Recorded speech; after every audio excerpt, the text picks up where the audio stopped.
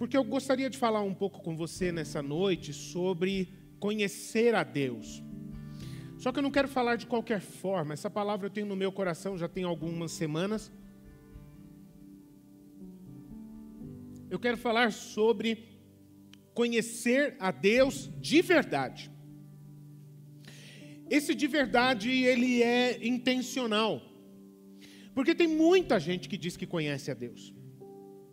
Mas a gente vai perceber que existe conhecer e conhecer. Pessoas que conhecem fruto daquilo que percebem, que acham, que já ouviram falar, enfim. E pessoas que conhecem de verdade. Conhecê-lo como ele é, de verdade. Esse texto de Atos capítulo 19, ele é uma história. Ele é uma história que é vivida por um homem de Deus, que foi o apóstolo Paulo. E este texto, ele fala muitas coisas sobre isso. E eu gostaria muito que você acompanhasse a leitura da palavra de Deus, para eu poder compartilhar com você dessas verdades maravilhosas. A Bíblia diz assim: aconteceu que quando Apolo estava em Corinto, Paulo, tendo passado pelas regiões mais altas, chegou a Éfeso. Encontrando ali alguns discípulos, perguntou-lhes: vocês receberam o Espírito Santo quando creram? Ao que eles responderam: pelo contrário, nem mesmo ouvimos que existe Espírito Santo.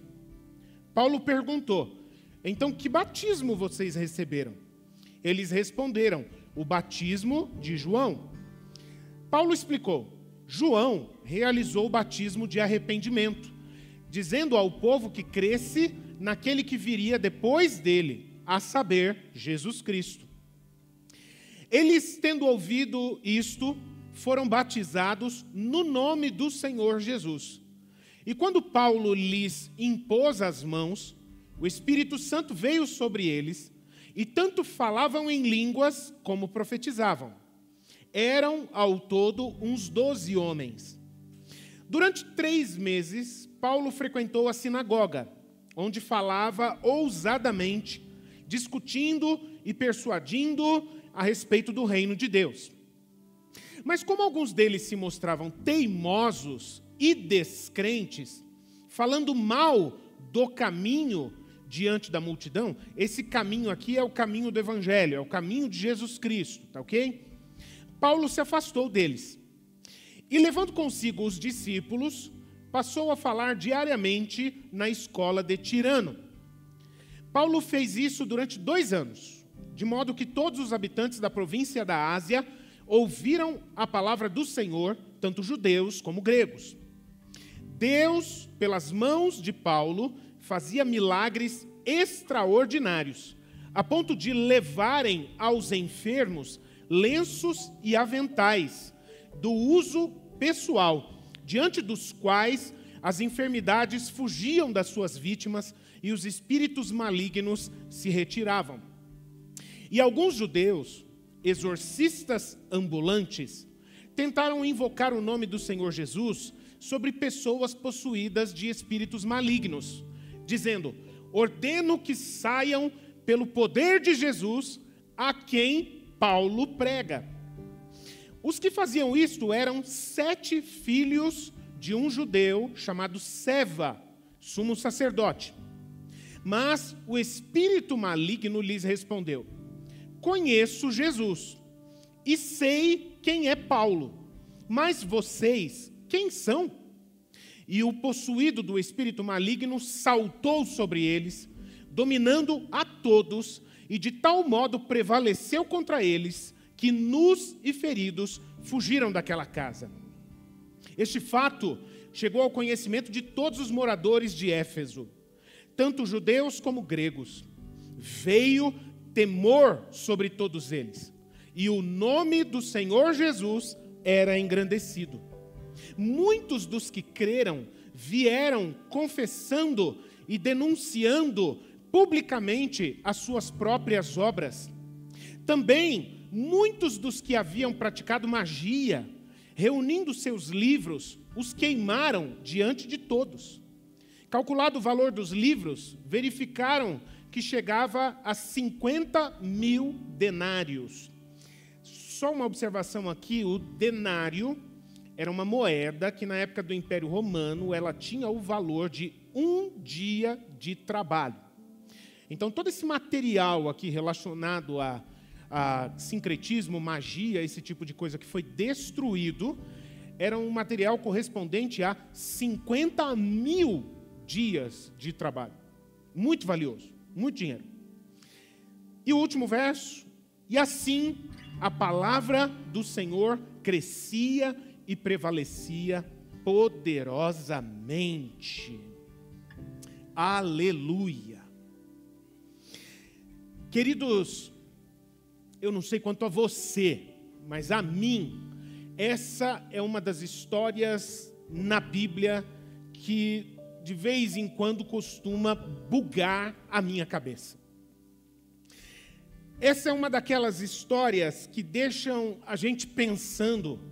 Acontece tanta coisa fantástica aqui nesses poucos versos. Nós lemos 20 versos da Bíblia.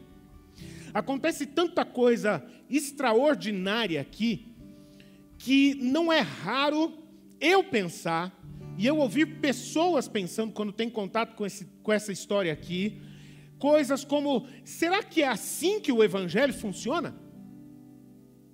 Perguntas, questionamentos. Será que é assim, então, como aconteceu em Éfeso, através do apóstolo Paulo, que as coisas de Deus se manifestam? Será que esta, então, é a receita e o segredo do mundo espiritual? É do jeito que aconteceu aqui, então? Essa passagem, queridos, do apóstolo Paulo, junto com a sua equipe missionária, ou talvez equipe apostólica, né? Ele não realizava o seu ministério sozinho, normalmente. Aqui pela cidade de Éfeso, foi daquelas experiências que pode-se dizer muito difíceis. A passagem por Éfeso foi uma daquelas experiências hardcore, profundas. Mas, por outro lado, também, assim como o Henrique estava compartilhando, experiências difíceis, duras, profundas, mas, por outro lado, também experiências extremamente poderosas, ricas e inesquecíveis. Só para você entender, a gente está falando aqui tanto sobre a cidade de Éfeso. A cidade de Éfeso é o que seria, nos dias de hoje, como daqueles lugares em que qualquer crente diria a respeito dessa cidade: essa daqui é uma cidade muito difícil. O povo dessa cidade é um povo muito duro, é um povo muito ruim, é um povo muito confuso, é muito perturbado o povo dessa cidade. Um crente, visitando uma cidade como Éfeso, ele diria: gente, eu entro nesse lugar e eu sinto um peso espiritual muito grande aqui. É aquele tipo de lugar, de ambiente, em que alguma pessoa diria: só um milagre pode mudar a realidade dessa cidade. E era verdade, gente, porque Éfeso era uma cidade enorme, era uma das grandes cidades de antigamente. O lugar da cidade de Éfeso hoje é o que a gente conhece como o litoral oeste da Turquia, a Turquia, a beiradinha da Turquia que encosta na Europa, que faz parte da Europa. Era uma mega cidade, Éfeso. Éfeso era uma cidade famosa, era uma das cidades da moda de antigamente. Era o que seria hoje tipo a Nova York, a Paris, a Tóquio, ou qualquer outra cidade, assim, Xangai, né, está na moda também. Era uma das cidades da moda, era uma cidade rica. Éfeso era uma cidade movimentada, era uma cidade também, gente, extremamente religiosa. Havia um universo de experiências religiosas na cidade de Éfeso, e, inclusive, era uma cidade que tinha sua padroeira, uma deusa chamada Diana, exclusiva daquela cidade, para você perceber o nível daquela cidade. Agora, queridos, uma das coisas que chama a atenção nesse texto é que tudo aquilo que acontece nessa história, através da vida do apóstolo Paulo, da sua equipe missionária apostólica, é muito interessante porque o apóstolo Paulo não é a figura protagonista nessa história. Na verdade, todas essas situações que acontecem, uma atrás da outra, não sei se você percebeu, né, quando a gente estava lendo, está relacionado com conhecer a Deus ou não conhecer a Deus. O conhecer e o não conhecer de Deus é o grande denominador que determina os finalmente em toda essa história aqui.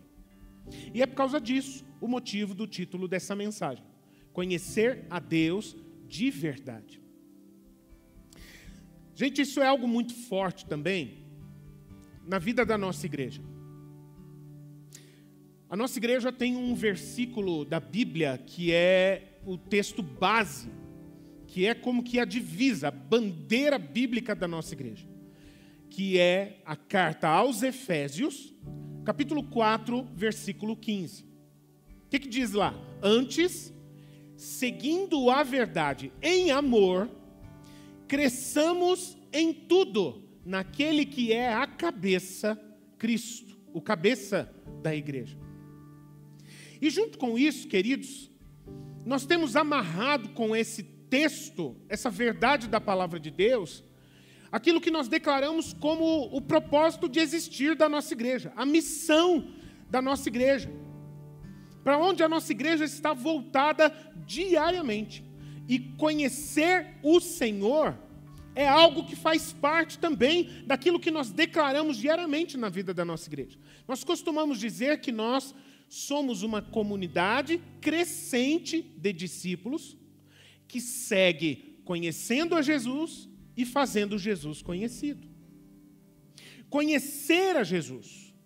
Conhecer quem conhece, conheça mais e mais profundamente, mais intimamente, mais extensivamente. E quem não conhece, dar a oportunidade a todas essas pessoas de conhecerem a Ele de verdade, como Ele realmente é. Porque, queridos, conhecer a Jesus Cristo, eu entendo que é o que faz toda a diferença na mudança da vida de uma pessoa. Uma pessoa que tem a oportunidade de conhecer a Cristo como Ele é de verdade, a vida dessa pessoa, eu tenho certeza que nunca mais vai ser a mesma. Nesse período, na vida da nossa igreja, que nós chamamos de o ano da igreja, não sei se você já ouviu falar sobre isso, mas a nossa igreja ela tem períodos, né? E que nós recebemos, debaixo de muita oração, palavras de Deus como tema. E nesse ano da nossa igreja, o tema que nós temos carregado e procurado viver é formando filhos espirituais. Discipularmos uns aos outros é o importante para que a imagem de Jesus ela seja formada na vida de cada um de nós. Não é do interesse de Jesus e nem do nosso, de que as pessoas façam parte dessa igreja e continuem sendo como elas sempre foram antes de conhecer a Cristo. Não é da vontade de Deus, nós entendemos isso, que a pessoa ela conheça a Cristo, mas a vida dela também continue da mesma forma. Muito pelo contrário, quanto mais nós conhecemos a Jesus, a vida de Jesus vai modelando todo o nosso ser, nossa forma de pensar, nosso caráter, nossas decisões, nossa forma de sentir, nossa forma de crer, sendo cada vez mais parecidos com Jesus Cristo. É isso que nós procuramos viver como igreja.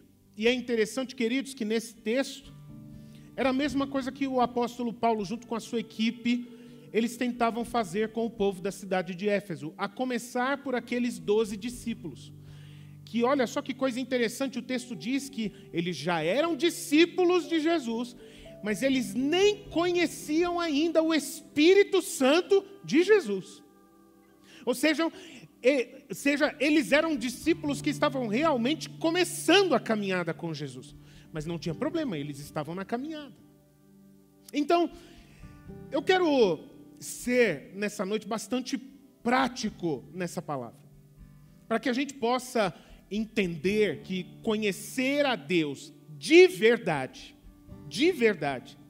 é o que realmente faz toda a diferença na minha vida e na sua vida.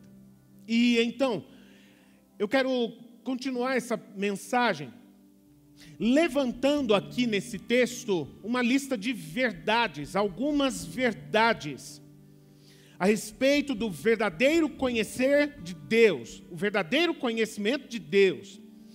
E como são verdades e que servem também como lições de vida, eu queria te dar uma sugestão, se você puder, que você anotasse essas coisas que eu vou falar agora, tá bem? São 7 verdades que eu quero destacar desse texto aqui. A primeira delas é baseada no versículo 2. O versículo 2 do texto, vocês conseguem jogar aí, meninos? O versículo 2 do texto, ele diz assim: e perguntou-lhes o apóstolo Paulo, vocês receberam o Espírito Santo quando creram? Ao que eles responderam, pelo contrário, nem mesmo ouvimos que existe Espírito Santo. Queridos, sabe qual que é a primeira lição que nós tiramos a respeito de conhecer a Deus de verdade? Guarde isso. Não existe vida espiritual sem o Espírito Santo.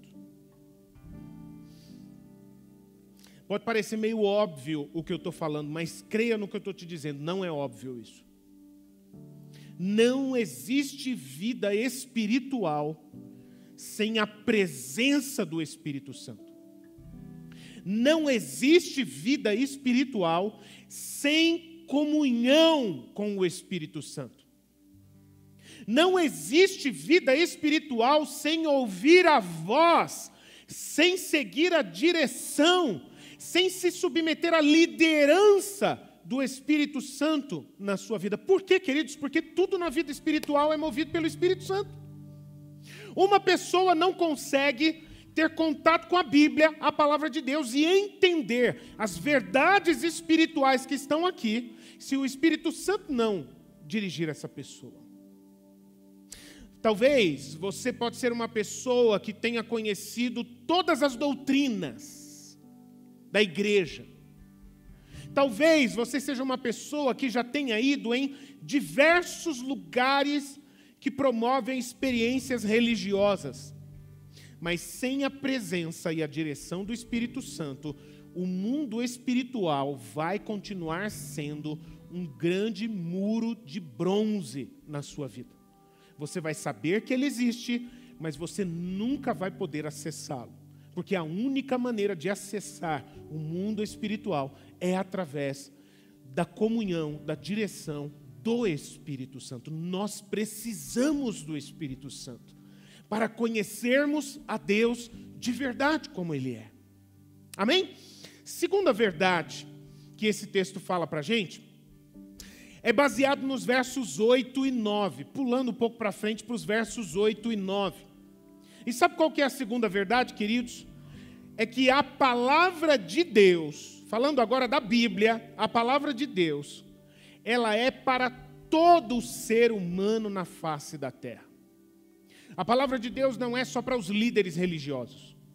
A palavra de Deus não é só para quem tem o QI acima de 130. A palavra de Deus não é para uma elite espiritual selecionada, separada do povão. A palavra de Deus é para todo ser humano na face da terra. Olha o que dizem os versos 8 e 9, gente. Durante 3 meses, Paulo frequentou a sinagoga, onde falava ousadamente, discutindo e persuadindo a respeito do reino de Deus. Para ele falar do reino de Deus, ele tinha que falar da palavra de Deus. Mas como alguns deles se mostravam teimosos e descrentes, falando mal do caminho diante da multidão, é aquele tipo de pessoa que a gente chama hoje em dia de hater, né? Aquele tipo de gente que quer causar, que quer atrapalhar, que quer trazer confusão e desviar o foco, né? Paulo se afastou deles. E levando consigo os discípulos, aqueles que creram, passou a falar diariamente na escola de Tirano. Olha que coisa interessante. Ele estava dentro da igreja, que aqui é chamada de a sinagoga. E dentro da igreja estava cheio de descrente e perturbador. Gente que não queria conhecer a verdade de Deus de fato. Aí o que ele fez? vão para uma escola. E na escola, a gente reúne só pessoas que querem conhecer a Deus de verdade, e lá a gente fala da verdade de Deus com liberdade. Conhecer a Deus, queridos, não é uma coisa que está presa também a lugares. Nós podemos falar da palavra de Deus em qualquer lugar que a gente estiver. Mas guarde isso que eu estou falando aqui. O apóstolo Paulo, ele percebeu que num determinado momento tinha algumas pessoas que durante meses ele estava falando da verdade de Deus. Essas pessoas insistiam em retrucar, insistiam em rebater, em colocar questionamentos. Ah, mas eu não acredito. Ah, mas eu não concordo desse jeito. E falava, e chegou uma hora que ele percebeu, não vale mais a pena. Então deixa essas pessoas, e eu vou falar da palavra de Deus para quem quer ouvir. Queridos, todas as pessoas têm o direito de receber a palavra de Deus. Até mesmo dentro de uma penitenciária, como a gente estava falando. A palavra de Deus é para o mundo. Para o mundo. E ninguém pode impedir a igreja de levar a palavra de Deus a todos os lugares, a todos os povos da terra. Ainda que a gente saiba que em qualquer lugar, nem todos vão receber a palavra de Deus com fé. Mas isso é uma coisa que já não cabe a nós. O que nós entendemos, o que o Senhor Jesus deixou para nós, é que a palavra de Deus, todo mundo precisa ter acesso a ela. O que as pessoas vão fazer com ela, se as pessoas vão receber com fé, se as pessoas vão rejeitar, é problema da vida delas com Deus. Não é mais nosso. Mas dar esse direito às pessoas é algo necessário por quê? Porque a palavra de Deus, ela é Deus se revelando, se mostrando às pessoas. O próprio apóstolo Paulo, ele vai dizer na carta aos Romanos que a fé, ela vem pelo ouvir. E o ouvir pela palavra de Deus. O ouvir da palavra de Deus.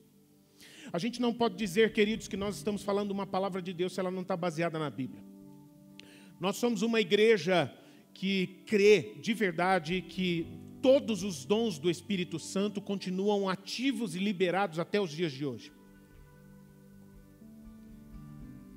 Cremos que o Espírito Santo pode se comunicar com todo ser humano através de sonhos, visões, revelando através de maneira audível. Não conhece limites para o Espírito Santo se comunicar com as pessoas. Mas entenda uma coisa, o Espírito Santo, ele não tem transtorno bipolar e nem crise de personalidade. O Espírito Santo não diria para nós uma coisa na Bíblia e depois falar pela boca de uma pessoa uma coisa diferente do que ele disse na Bíblia. Amém ou não amém? Faz sentido isso para você? Porque a Bíblia foi dada pelo Espírito Santo, queridos. Segunda carta a Timóteo fala isso. A palavra de Deus foi dada pelo Espírito Santo. Então qualquer profecia, qualquer palavra de conhecimento, revelação, ela precisa estar baseada na palavra de Deus. Porque o Espírito Santo nunca vai se contradizer nas suas palavras. Todo mundo precisa ter contato com a palavra de Deus para conhecer a Deus de verdade. Quer saber quem Deus é? Deixa Deus falar quem Ele é, através da sua palavra. Amém? Terceira verdade, eu quero dar um pulo um pouco mais para frente, me basear nos versos 11 e 12. Lá diz assim: Deus, pelas mãos de Paulo, fazia milagres extraordinários, a ponto de levarem aos enfermos lenços e aventais de uso pessoal, diante dos quais as enfermidades fugiam das suas vítimas, e os espíritos malignos se retiravam. Lembra-se que eu falei no começo dessa palavra que tem algumas coisas nesse texto que buga a minha cabeça às vezes? Essa é uma delas. Lenços e aventais que encostavam no apóstolo e na sua equipe apostólica, e depois levavam para as pessoas que estavam doentes, enfermas ou atormentadas por espíritos imundos. E essas pessoas eram curadas, elas eram libertas. Olha que coisa louca que acontecia. Isso não é invenção, é palavra de Deus. Agora, observe uma coisa muito importante. Aqui é a terceira verdade que eu quero levantar, muito importante a respeito de Deus, queridos. As nossas atitudes e as nossas estratégias, elas devem ser exclusivamente pela revelação do Espírito Santo. Exclusivamente. Preste atenção nisso. O que você vai fazer, que seja pela revelação do Espírito Santo. As estratégias que você vai utilizar em qualquer área da vida, até para fazer a obra de Deus, que seja por revelação do Espírito Santo que te deu aquelas estratégias. Sabe por que eu estou falando isso, queridos? Eu costumo dizer que Deus, Ele não tem máquina de Xerox e nem scanner no reino dele. O Espírito Santo, ele é extremamente criativo. E é muito raro o Espírito Santo utilizar a mesma estratégia 2 vezes. É raríssimo isso acontecer. Porque o trabalhar de Deus na vida de cada pessoa é normalmente muito especial. É para aquela pessoa, é para aquele momento, é para aquela circunstância. O Espírito Santo, ele não vai copiar uma receita que foi deixada no passado, ele vai fazer algo novo para você, para mim, para hoje. O que eu quero dizer com isso, queridos? Por favor, guarde isso no seu coração. Não fique preso a seguir o caminho de copiar receitas, de copiar experiências pessoais que outras pessoas tiveram com Deus. E às vezes elas contam testemunho, eu fiz assim, eu fui em tal lugar, eu falei assim com Deus e tal. E aí às vezes os irmãos, esse é o jeito errado de ouvir testemunho, irmão. Esse é o jeito errado de ouvir testemunho. Algumas semanas atrás eu falei sobre isso. Quando a gente ouve um testemunho, a gente não vai atrás de receitas, a gente presta atenção em princípios que estão dentro daquele testemunho. O resto não serve para nós. O resto só serve para a pessoa que contou o testemunho.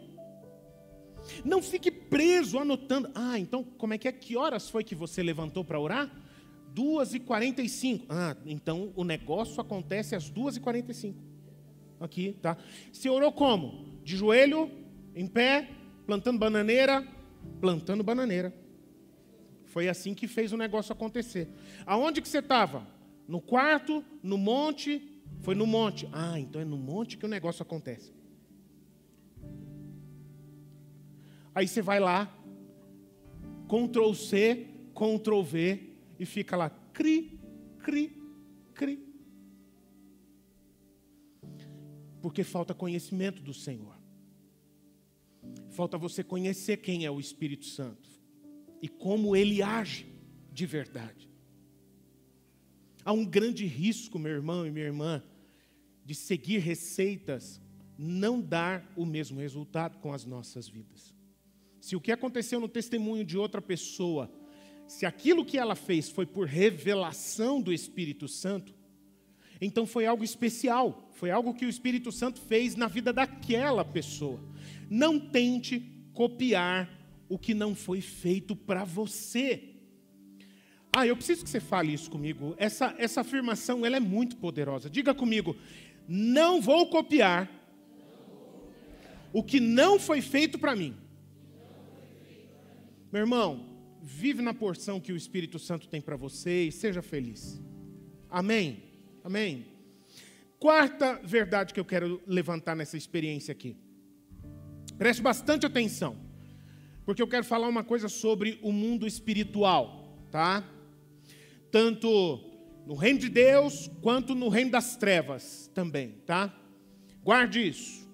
O mundo espiritual conhece você. Pode desarregalar esse olho aí, meu irmão. Mas isso que eu estou falando é uma grande verdade. O mundo espiritual conhece você. O mundo espiritual sabe muito bem se a sua vida é autêntica ou se ela é uma farsa. O mundo espiritual sabe muito bem se você é uma pessoa que conhece a Deus de verdade, se você tem intimidade com Ele, se você tem vida na presença, ou se você é só gospel. Church, de vestir camisa, de colocar no stories um louvor, e só. Só gospel e nada mais que gospel. Entende? Saiba que o mundo espiritual sabe muito bem disso. E ele trata cada um de nós conforme nós somos reconhecidos no mundo espiritual. Verso 13 e os seguintes. Olha só o que a palavra de Deus diz lá nessa história. E alguns judeus, exorcistas ambulantes, ou seja, eram expulsadores de demônios profissionais, né?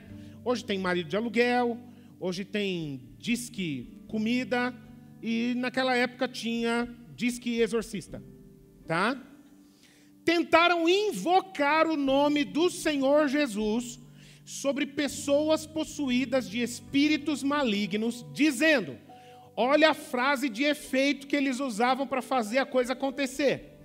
Ordeno que saiam pelo poder de Jesus a quem Paulo prega. O Jesus que Paulo conhece, em nome dele nós mandamos que vocês saiam. Os que faziam isso eram os 7 filhos de um judeu chamado Seva, que era sumo sacerdote. Sabe o que é isso? É alta liderança religiosa. Seria um líder de uma religião muito assim graduado, de grande responsabilidade. Os filhos do sumo sacerdote. Mas aí olha só. Desculpa, gente. Eu acho muito curiosa essa parte. Mas o espírito maligno lhes respondeu, conheço Jesus e sei quem é Paulo, mas vocês, quem são? Em outras palavras, isso daqui, queridos, é o que na língua portuguesa é chamado de pergunta retórica. O que significa isso? É uma pergunta que já sugere a resposta. Quando eles dizem, mas vocês, quem são? Eles estão dizendo, vocês, eu não faço a menor ideia, eu não reconheço a autoridade de vocês. Vocês estão mandando sair, mas eu não vou sair. Você manda amarrar, mas eu não vou amarrar. Manda soltar, mas eu não vou soltar. Manda tirar a doença, mas eu não vou te obedecer porque eu não te reconheço. Guarda isso, meu irmão. Guarda isso, meu irmão. Minha irmã. Aos olhos, até mesmo dos demônios, uma coisa era o nome de Jesus. Você viu? A pessoa possessa por espíritos malignos, ela mesma falou, Jesus eu conheço. Ou seja, reconheço esse nome. Sei quem é. Rei dos reis, Senhor dos senhores. Estamos debaixo, até no mundo das trevas, estamos debaixo da autoridade dele. Paulo, nós também conhecemos. Ele conhece a Deus. Ele tem uma aliança com Cristo. Realmente, na autoridade do nome de Jesus, nós temos que obedecer à voz de Paulo, porque nós reconhecemos a Cristo na vida de Paulo. Agora, outra coisa bem diferente, eram esses filhos religiosos de Seva aqui. Que nada mais, queridos, eles estavam, era tentando apenas manipular a fé. Eles estavam tentando apenas usar um nome que eles não conheciam. Eles estavam apenas tentando jogar com o mundo espiritual que eles ouviram falar, mas eles nunca tiveram uma experiência real com o Senhor. E tentando usar aquilo que eles não viviam. Como algo que você não carrega, que você não vive, que você não pratica, achar que vai ter autoridade na hora da batalha. Sabe, queridos, inclusive, essa é uma das coisas, quando nós falamos sobre batalha espiritual, e o mundo espiritual é realmente muito, muito sagaz, né, como a gente está falando aqui. Mas uma das coisas que nós precisamos é ter a confiança de que se nós carregamos o nome de Cristo de verdade, procuramos ter uma vida na presença de Deus, se o mundo espiritual reconhece o Cristo que está em nós, então ele também nos reconhece. O mundo espiritual não conhece Paulo porque Paulo era alguma coisa. Mas o mundo espiritual reconhecia o Cristo que estava dentro de Paulo. O mundo espiritual não reconhece André porque eu sou pastor, porque eu já estudei teologia, porque eu já jejuei, não sei, nada. O mundo espiritual reconhece o Cristo que eles veem em mim. E quando o mundo espiritual não vê o Rei dos Reis, o Senhor dos Senhores, e falar para você, até os demônios, eles sabem o que é autoridade. Submeter, obedecer à autoridade. Quando eles não veem que existe a autoridade do Senhor dos Senhores dentro de uma vida, não tem o que você faça. Pode fazer qualquer tipo de trabalho, enfim, não vai funcionar, porque são espíritos imundos, são espíritos rebeldes, são espíritos malignos. Eles só se submetem pela força da autoridade do Rei dos Reis, do Senhor dos Senhores. Então, nessa quarta verdade aqui, queridos, eu quero levantar essa questão. Porque você pode dizer, ninguém aqui precisa sair procurando o endemoniado para perguntar, e aí, o que vocês pensam de mim? Não faça isso. Mas no teu secreto você pode dizer, na sinceridade do seu coração, quem é você com relação a Jesus Cristo? Se realmente o mundo espiritual pode reconhecer Cristo em você ou não. E isso é uma reflexão que nós precisamos fazer, queridos, sobre o verdadeiro conhecimento de Deus. Não é o Deus que a gente discursa com a boca, que os filhos de Seva tentaram usar com as palavras.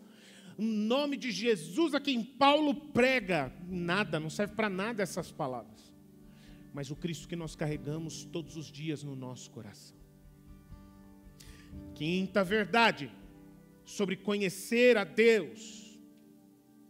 Versos 16 e 17. Dizem assim: e o possuído do espírito maligno saltou sobre eles, dominando a todos, e de tal modo prevaleceu contra eles, que nus e feridos fugiram daquela casa. Este fato chegou ao conhecimento de todos os moradores de Éfeso, tanto judeus como gregos. Veio temor sobre todos eles, e o nome do Senhor Jesus era engrandecido. Sabe qual é a quinta verdade, queridos, a respeito do conhecer de Deus de verdade?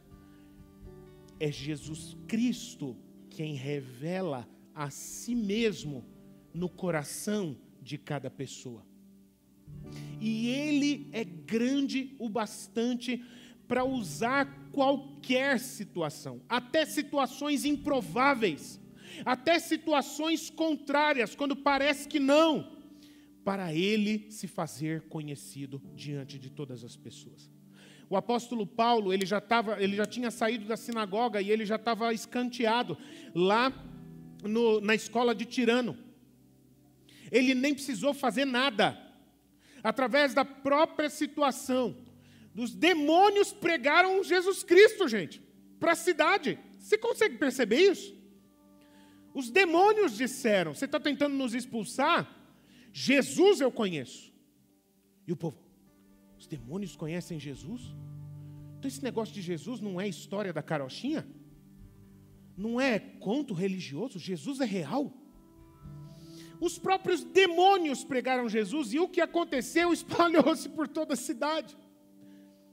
Porque Jesus não conhece limites. Porque até aquelas situações em que nós podemos achar com os nossos olhos, aqui não vai dar. Alguns de vocês que me conhecem um pouco sabem que eu sou apaixonado por uma canção que ela diz assim: quando tudo diz que não, sua voz me encoraja a prosseguir. O improvável para um cristão é um dos terrenos mais férteis para a gente ver o agir de Deus acontecer. Queridos, deixa eu falar uma coisa para vocês. Ninguém rouba o nome de Jesus. Ninguém rouba a glória de Jesus. Jesus, Ele age ou não age conforme o propósito dEle e para a glória dEle e não a nós. Algumas vezes a gente fica analisando a situação e aí vamos orar para falar: Deus, a minha família está difícil, Senhor. Pai, eu quero te pedir, faz uma obra na minha família, mas Senhor, não começa pelo meu pai, porque o meu pai é o mais complicado. Deixa o meu pai por último, Senhor. Começa com a minha mãe é um pouco mais tranquila. Se começar pela minha mãe, eu acho que vai ser melhor, Pai. Senhor, eu acho que seria melhor se o Senhor pegasse eles de jeito.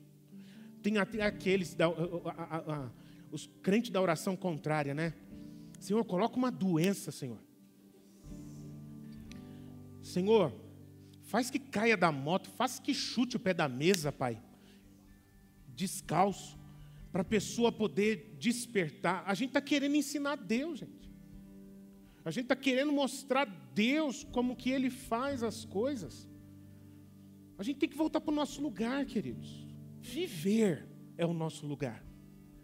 Buscar a presença é o nosso lugar. Confiar é o nosso lugar. Porque Jesus, Ele pode se apresentar a todas as pessoas do melhor jeito que Ele quiser, segundo o propósito dEle e a glória dEle. Amém? Penúltima verdade que eu quero falar com você. Conhecer a Deus e conhecer a palavra de Deus não é mera teoria. Não se resume apenas a ler a Bíblia. Eu já tive amigos ateus, que nem creem em Deus, que já leram 3 vezes a Bíblia inteira. Então, ler a Bíblia não torna ninguém mais espiritual. Conhecer a Deus e a sua palavra é uma coisa que vai requerer, queridos, uma resposta firme e decidida de cada um de nós. De nós entendermos que aquilo não é doutrina religiosa, não é dogma religioso. Que aquilo não é apenas informação, mas aquilo é Deus falando com cada um de nós, e quando Ele fala com a gente, Ele espera de cada um de nós uma resposta. Ele espera de nós uma atitude decidida e firme com relação àquilo que Ele fala para nós. Olha o que dizem os versos 18 e 19. Muitos dos que creram vieram confessando e denunciando publicamente as suas próprias obras. Também muitos dos que haviam praticado magia, reunindo seus livros, os queimaram diante de todos. A partir do momento em que a gente toma uma decisão de conhecer a Deus e de fazer uma aliança com Jesus Cristo de verdade, queridos, isso vai envolver uma mudança de postura de vida. Olha o que aconteceu com esse povo. A partir do momento em que os olhos deles se abriram, o que eles fizeram? Eles começaram a confessar. Eu não quero mais viver essa vida, eu não quero mais praticar essas coisas, eu não quero mais ser chamado por tal nome, eu não quero mais frequentar esses lugares, eu não quero mais ter contato com esse tipo de literatura, porque eu estou me posicionando, eu estou tomando uma decisão firme, que agora eu quero viver uma aliança com Cristo, e eu quero viver a vida que Cristo tem para mim, a vida de Cristo em mim. Uma resposta. Algumas vezes, queridos, a aliança que a gente firma com Cristo vai exigir de nós que a gente vá fazer retratações, que a gente vá procurar pessoas para restituir elas dos danos, dos prejuízos que nós causamos a elas, como uma atitude que expressa, que externa, tem nada a ver com pagar, porque o que precisava ser pago, Jesus já pagou na cruz do Calvário, mas tem a ver com a gente começar a viver de acordo com a nova vida que Jesus deu para cada um de nós. Não adianta você dizer, agora eu estou indo para a igreja, agora eu sou crente. Mas aí olha para a tua vida e você continua sendo a mesma pessoa, mesmo caráter, mesma maneira de tratar as pessoas, mesma maneira de lidar com dinheiro, mesma maneira de trabalhar, tudo. Trata as pessoas com quem você já teve problemas lá atrás da mesma forma, considera assim, deixa para lá, isso é bobagem, jogamos no passado. Não é assim que funciona, meus irmãos. A mudança de vida, ela não vai acontecer apenas no dizer que crê, mas em se converter. O que é se converter? Como às vezes as pessoas dizem, virou crente, você se converteu? O que é se converter? Conversão é mudança de direção. É guinada 180 graus. Eu estava vivendo nessa direção, seguindo esse caminho, eu tive um encontro com Cristo e eu dei uma guinada 180 graus e a vida que eu vivo agora é nessa direção. É isso. Mudar para um novo caminho. Eu vou dizer para você que essa daqui é uma das coisas mais difíceis de se falar na nossa geração, queridos. Porque todo mundo quer viver uma vida nova. Eu vou dizer para você, experiência de pastor. Todo mundo vem pedir uma oração. E eu não tenho problema nenhum de gente que pede para orar, não, tá? Todo mundo vem pedir um conselho para mudar de vida. Mas na hora de se posicionar, na hora de se colocar de maneira firme, de tomar uma decisão firme, de mudar de vida, de pagar o preço de viver uma vida nova com Cristo, tem muitos que chegam e falam assim, Senhor, o que dá para fazer no nosso caso, Senhor? Será que dá para ter uma vida nova, mas não abrir mão disso? Não abrir mão daquilo, não abrir mão daquela imoralidade, não abrir mão daquele desvio, não abrir mão daquelas brincadeiras. O que dá para fazer no meu caso? E Jesus vai falar, se alguém quer vir após mim, negue-se a si mesmo. Tome cada dia a sua cruz e siga-me. Siga-me. Jesus não força ninguém a segui-lo. Mas ele deixa muito claro para cada um de nós, se nós queremos seguir a Jesus e conhecer Jesus de verdade, a gente tem que escolher Jesus e só Jesus e fechar nossa vida com Ele todos os dias.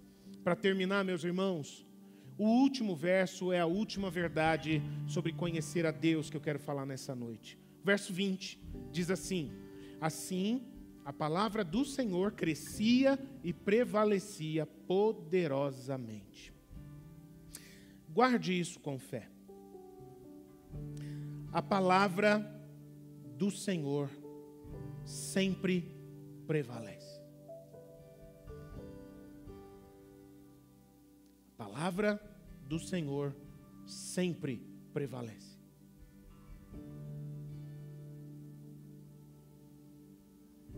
A palavra do Senhor sempre prevalece.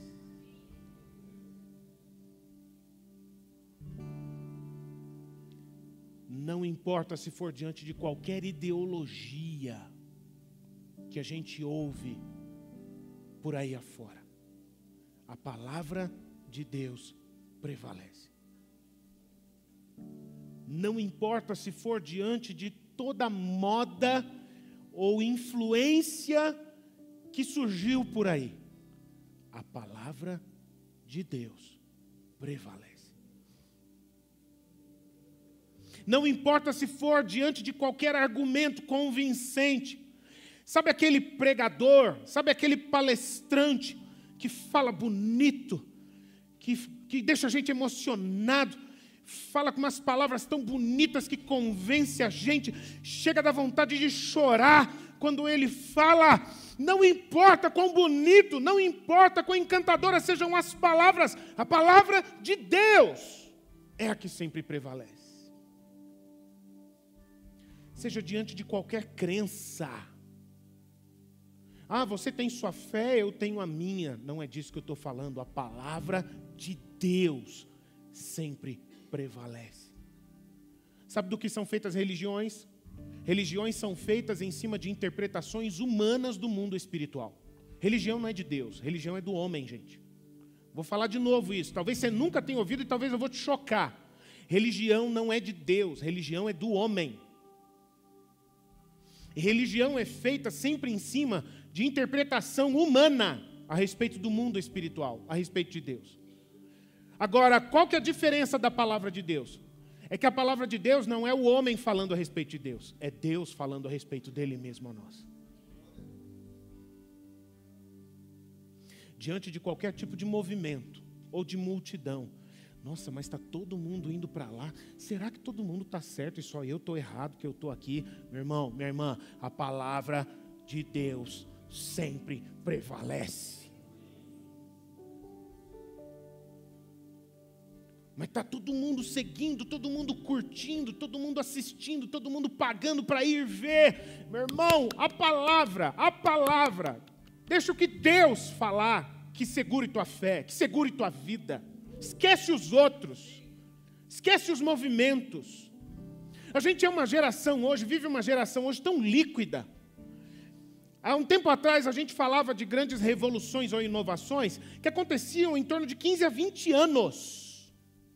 Hoje em dia, a gente vê uma grande inovação ou revolução acontecendo de 2, no máximo 5 anos. A gente não dá conta, gente. Fica com a palavra de Deus. Ela prevalece. Ela permanece. No final de todas as coisas, tudo vai passar, mas a palavra de Deus jamais passará. Eu sou apaixonado pelo final da oração dos cristãos em Atos capítulo 4. Meu Deus, aquela oração dá vontade de anotar. Mas eu não vou fazer isso. Mas eu guardo a experiência, sabe? Eu consigo visualizar o coração daquele povo que eles estavam buscando.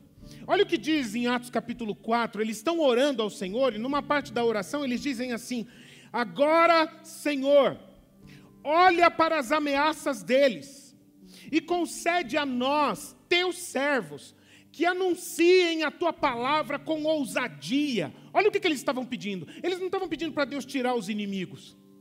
Eles não estavam pedindo, Deus, me dá palavras para eu responder a eles. Não, o que eles pediram? Senhor, me dá ousadia para não parar de falar do teu nome aonde eu estiver. E aí eles continuaram orando: enquanto estendes a tua mão para fazer curas, sinais, prodígios, por meio do nome do teu santo Filho Jesus Cristo. Tendo eles orado, tremeu o lugar onde estavam reunidos, e todos ficaram cheios do Espírito Santo, e com ousadia anunciavam a palavra de Deus. Os sinais acompanham os que creem. Você pode ficar em pé, querido, por favor?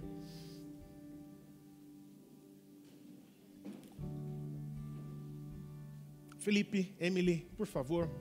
Vou precisar de vocês, queridos. Sabe o que você e eu precisamos, meus irmãos? A única coisa que nós precisamos é de graça do Senhor, pelo seu Espírito, para não parar de confiar e falar da palavra de Deus com ousadia. E o próprio Espírito vai fazer o resto acontecer. O próprio Espírito vai fazer o resto acontecer. Meu irmão, minha irmã, eu pedi para os irmãos do louvor nos conduzirem nesse momento, numa canção que ela é uma declaração de fé. Ela diz: eu navegarei no oceano do Espírito, e ali, fluindo, eu adorarei ao Deus do meu amor. E eu gostaria de convidar você, se você conhece essa canção, se você não conhece essa canção, mas que você pensasse sobre isso. Quanto da presença, do conhecer verdadeiro de Deus, do derramar do Espírito Santo sobre a sua vida e a minha vida nós precisamos. Meu irmão, minha irmã, sabe o que nós precisamos nesse tempo? Nós precisamos sair dos paradigmas religiosos que a gente inventa, que a gente cria e guarda aqui dentro da nossa cabeça. Por favor, em nome de Jesus, pare de achismos a respeito de Deus. Pare de ser uma pessoa palpiteira que diz aquilo que a sua opinião a respeito de Deus. Deixe as coisas do seu entendimento e se alimente da palavra de Deus. Deixa Deus se revelar a você. Deixa Deus visitar você. Deixa Deus se manifestar a você. Diga a Ele que você não vai oferecer resistência. Diga a Ele que você não vai impedir o agir dEle na sua vida. Diga a Ele que você quer ouvir a sua voz.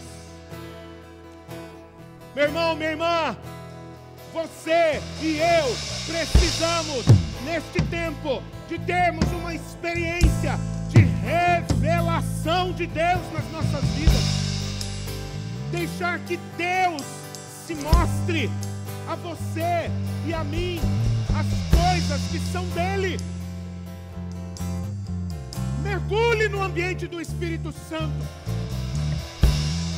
Mergulhe no ambiente onde o Espírito Santo tem liberdade para agir na sua vida. Ele sabe o que você precisa. Ele sabe o que é melhor a fazer. Meu irmão, minha irmã, aprenda a conversar com o Espírito Santo. Aprenda a fazer perguntas ao Espírito Santo e aguardar. Espere com confiança até o momento em que Ele responder, em que Ele falar. Não tenha medo, meu irmão e minha irmã. Perca o medo, abandone o medo de perder o controle da sua vida para o Espírito Santo. Ele nunca vai fazer mal nem para mim, nem para você.